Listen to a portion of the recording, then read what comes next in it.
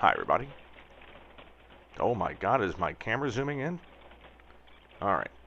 If you go back to the beginning of the video and you watch it, yeah, that's the camera zooming in by itself.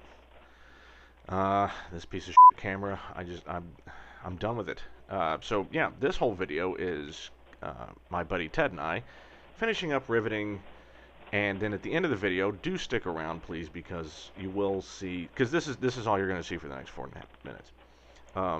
At the end, however, we do actually finish putting all of this together, and you will see like 1 second of us putting the canopy on top of the fuselage. Great, okay.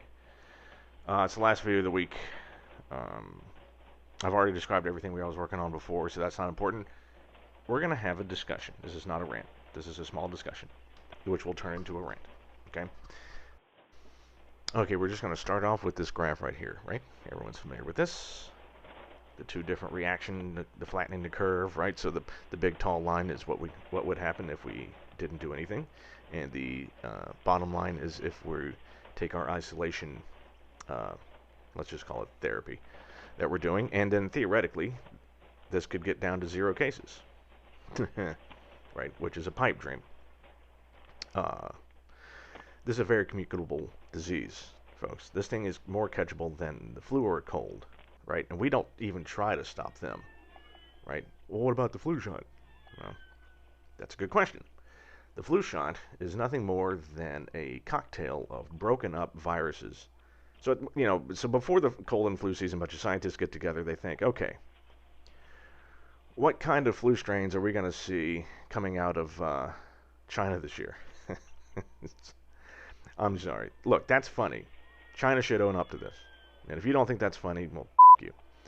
And then they say, okay, so they select their strains, and then they make a soup out of it, right? All attenuated, broken up viruses, and then they inject them into people's bodies to elicit an immune response. Great, but it's not a vaccine. It's an inoculation.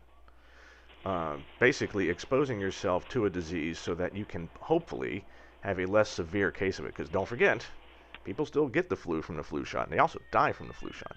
Not very many, but it does happen because you are injecting a disease into your body. As long as you're okay with that, and I am, and you accept that that's what's happening, right? No one's going to care. But don't let anyone call it a flu vaccine. So, just a little. I'm just trying to manage expectations here, right? So this thing's more catchable. We're not flattening the curve. We're flattening the dough. Second graph. So you see that little curve line? That's probably what's really going to happen. Is this thing's just going to float around because it's going to spread around slow, right?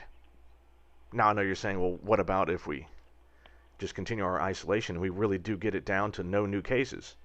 Right, okay. Here, let me show you what actually happens there. All right, there's that graph. See that line coming back up?